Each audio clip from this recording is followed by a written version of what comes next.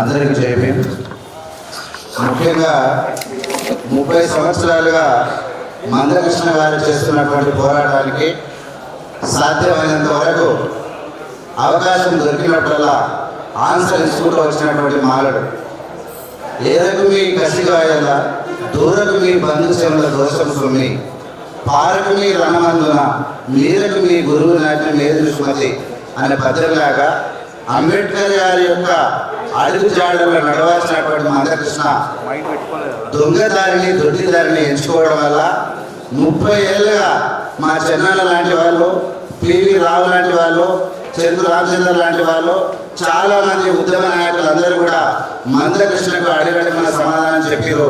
ఆయనకు అర్థం కాలే. ఇప్పుడు రాజ్యాంగంలో వర్గీకరణ అనేటువంటి పదము ఎక్కడ కూడా లేదు. నరేంద్ర మోడీకి కాదు, ప్రధాన న్యాయమూర్తి కూడా అంతుచిక్కని ఈ యొక్క వర్గీకరణ అంశాన్ని వాళ్ళు ముందలేసుకున్నప్పుడు వాళ్ళకి దొడ్డిదారి దొంగదారి తప్ప ఇంకే దారి కూడా దిక్కులేక ప్రెసిడెన్షియల్ ఆర్డర్ 341 ఆర్టికల్లో ఉన్నటువంటి ప్రెసిడెన్షియల్ ఆర్డర్లో ఉన్నటువంటి 2 పదాలు అక్కడ ఉన్నటువంటి scheduled caste, scheduled tribes and race అనే 3 పదాలు తప్ప ప్రెసిడెన్షియల్ ఆర్డర్లో ఎక్కడ కూడా క్లాస్ అనే వర్డ్ లేదు. క్లాస్ అంటే ఏంటంటే తరగతి అంటే విభజన. విభజన అనేది రాజ్యాంగంలో లేదు కాబట్టి రాజ్యాంగంలో చట్టాలు చేయాలంటే చట్ట సభలలో చేయాలి. అంబేద్కర్ గారు ఏం చెప్పారంటే, we the people of India having solemnly resolved to constitute India it a sovereign socialist secular democratic and republic to secure all its citizens అని చెప్పిండు. రాజ్యాంగాన్ని తయారు చేసుకున్న వాళ్ళు ఎవరంటే భారతదేశ ప్రజలు.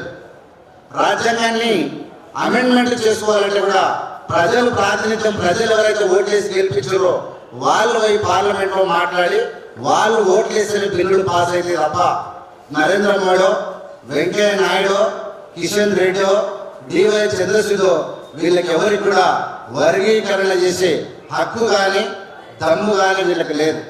లేనప్పుడు మందకృష్ణ మాలని ఎందుకు విమర్శిస్తా ఉన్నాడు? మాలల చేతిలో ఉందా? నరేంద్ర మోడీ చేతిలో ఉందా? ఎవరి చేతిలో ఉందని తెలిసి విమర్శిస్తున్నా, తెలుగుగా విమర్శిస్తున్నా అనేది చాలా ఇంపార్టెంట్. ఇక్కడ భారతదేశంలో ఉన్నటువంటి ప్రజలందరినీ తప్పుదో పట్టించేటువంటి మూర్ఖమైనటువంటి మాటలు మాట్లాడుతూ రాజకీయ నాయకులు ఆడుతున్నటువంటి భాషలో భాగంగానే ఈ వర్గీకరణ. ఈ భారతదేశ మూలవాసులైనటువంటి మాల మాదిగలు భారతదేశంలో ఏకైక అత్యధిక జనాభా కలిగినటువంటి జాతి ఏదంటే అది మాల జాతి. అలాంటి మాల జాతిని నిర్వీర్యం చేయడానికి ప్రయత్నం చేస్తున్నటువంటి ఈ మాదిగ సోదరులందరూ కాదు, మందకృష్ణ గారు, మీకు వర్గీకరణలో నువ్వు ఓడిపోబోతున్నావు. నీకు దిక్కు ఇవాళ పద్మశ్రీ తప్ప ఇంకోటి కాదు. నీ 30 ఏళ్ళ పోరాటానికి మాలలు కనుక ఒకసారి జై వర్గీకరణ అంటే నీవు తలకాయ ఎడబెట్టుకుంటావో అర్థం కాదు. ఎందుకు చెప్తున్నాను అంటే, మాలలు కనుక నరేంద్ర మోడీ మీద తిరగబడితే వర్గీకరణ ఎట్లా చేస్తావో చేయంటే నరేంద్ర మోడీకి ఉపకూలిపోబోతున్నాడు. ఇలా మాలలో గౌరవం కోసమో మర్యాద కోసమో రాజ్యాంగాన్ని గౌరవిద్దామని చెప్తా ఉన్నారు. అది కాకుండా మీరేం చేస్తూ ఉన్నారు? వర్గీకరించాలి, మాలల చేతిలో ఉంది, మాలల చేతిలో ఉంది, మాలల చేతిలో ఉంది. మాలల చేతిలో కాదు, బాబాసాహెబ్ అంబేద్కర్ గారి చేతిలో ఉండదు రాజ్యాంగం. ఆయన రాసినటువంటి రాజ్యాంగం ప్రజలందరూ కలిసి 175 మంది ఎంపీలు పార్లమెంట్లో ఓట్లేస్తే బిల్లు పాస్ అయితే తప్ప ఇక్కడ వర్గీకరణ జరగదు. ఉత్తర భారతదేశంలో ఉన్నటువంటి ఏ మాదిగ జాతి కూడా వర్గీకరణకు సపోర్టు లేదు. ఒకటి చెప్పాలనుకుంటా విలేకరులకు, వర్గీకరణ అనేది జరగదు. ఎందుకు జరగదంటే డైరెక్ట్ చెప్తా ఉన్నా, ఎస్సీల రిజర్వేషన్లను ప్రొటెక్ట్ చేసేది 341 ఆర్టికల్. హలో, ఎస్సీలకు వర్గీకరణ చేసేది 341 ఆర్టికల్. ఆ ఆర్టికల్ను ప్రొటెక్ట్ చేస్తున్నది ప్రెసిడెన్షియల్ ఆర్డర్. ప్రెసిడెన్షియల్ ఆర్డర్లో ఉన్న పదాలు షెడ్యూల్డ్ క్యాస్ట్, రిపోర్టర్స్ తెలుసుండ, షెడ్యూల్డ్ క్యాస్ట్, షెడ్యూల్డ్ ట్రైబ్స్, ఈ 2 మాత్రమే ఉన్నాయి. ఎక్కడ కూడా క్లాస్ అనే పదం లేదు. అంటే వర్గీకరించడానికి దొడ్డిదారిని మాత్రమే సుప్రీంకోర్టు ఎంచుకున్నది. దొడ్డిదారిని ఎంచుకున్న సుప్రీంకోర్టు ఇలా భయపడిపోతా ఉన్నది. ఏం చేయాలనో అర్థం కాక రాష్ట్రాలకు హక్కునిచ్చి చేతులు దులుపుకున్నది. కానీ వర్గీకరణ చేయాలంటే కేంద్ర ప్రభుత్వ ఉద్యోగాలు, రాష్ట్ర ప్రభుత్వ ఉద్యోగాలు ఒకేసారి ప్రజలకు వర్గీకరణ ద్వారా అందాలంటే జాతీయ స్థాయిలో పార్లమెంట్లో సవరణ జరగాలి. జరగకపోతే వర్గీకరణ జరగదు. అంటే మందకృష్ణ నరేంద్ర మోడీ చేతిలో చిత్తుగా ఓడిపోబోతున్నాడు. మాదిగలు నరేంద్ర మోడీ చేతిలో, బీజేపీ చేతిలో అవమానం పాలై ఇలా పరువు పోయే పరిస్థితికి మందకృష్ణ తీసుకొచ్చిండు.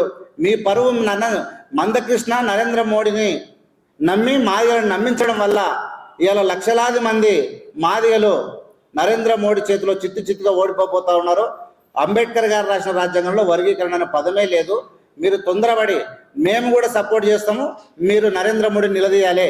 మేము రేపటి నుంచి స్టార్ట్ చేస్తాం. నరేంద్ర మోడీని అంతు చూస్తాం. మాదిగల మధ్య చిచ్చు పెట్టి ఓట్లు దండుకుంటావా? రాజ్యాంగ పరంగా వర్గీకరణ చేస్తావా? లేదంటే నిన్ను ప్రధానమంత్రి కుర్చీ నుంచి మా 117 మంది ఎంపీలు పార్లమెంట్లో పక్కకు తప్పుకొని నిన్ను ఇంటికి పంపించేటువంటి రోజుల దగ్గరలో వచ్చినాయి. ఎవరన్నా ప్రతి ఒక్కరు గుర్తుంచుకోవాలి, వర్గీకరణ పదం అనేది ఒక బూతు, రాజ్యాంగంలో లేదు. లేని పదాన్ని ఎవరు చర్చకు వస్తారో రమ్మనండి. 30 ఏళ్ళ టైం పాస్ కార్యక్రమం ప్రజలకు ఓట్లాడుకోవడానికి, మందకృష్ణ వివిధ పార్టీలకు సపోర్ట్ చేయడానికే ఇలా వర్గీకరణ పనికొచ్చింది తప్ప అంబేద్కర్ గారి అడుగుజాడలో నడవాల్సినటువంటి మందకృష్ణ ఇలా అంబేద్కర్ గారికి ఎదురు తిరిగినట్టే చేసినట్టు పని చేస్తా ఉన్నాడు. 341 ఆర్టికల్ను చదవకుండా, అర్థం చేసుకోకుండా లక్షల మంది మాలలను, దేశ ప్రజలను తప్పుదో పట్టిస్తున్న వర్గీకరణ సూత్రానికి నరేంద్ర మోడీ ముందుకొస్తాడా, తప్పించుకుంటాడా? మాలలు మేము నరేంద్ర మోడీని నిలదీస్తాం. అడుగున నరేంద్ర మోడీ యొక్క తప్పుడు భావజాలాన్ని నిలదీయడానికి మాలలందరూ సిద్ధంగా ఉన్నారని తెలియజేసుకుంటూ, Manda Krishna you are going to lose, నువ్వు ఓడిపోబోతా ఉన్నావు. రాజ్యాంగంలో సవరణ తప్ప నీకు ఎక్కడ దిక్కు లేదు. నీ ఓటమి ఖాయమైంది. మాదిగలు నేను నిలదీస్తారు, మాలలో నరేంద్ర మోడీని నిలదీస్తారు. మొత్తం మీద వర్గీకరణ వాదానికి తెర పడబోతా ఉన్నది. మీ రంగు బయటపడాలి, మీ మోసం బయటపడాలి, మీ నీచమైనటువంటి మెజార్టీ శ్రామిక వర్గాలైన కులాల మధ్యలో చిచ్చు పెట్టేటువంటి మీ క్రీడలు ఇకనైనా ఆగిపోవాలని చెప్పి మాల మహానాడు జాతీయ కమిటీ తరపున, ఇక్కడ రాష్ట్రంలో మాల మహానాడు యొక్క సంఘాల యొక్క కమిటీల తరపున మేము ఛాలెంజ్ చేస్తూ ఉన్నాం. బీజేపీకి మేము సవాలు విసురుతా ఉన్నాం. మీరు చర్చకు వస్తారా?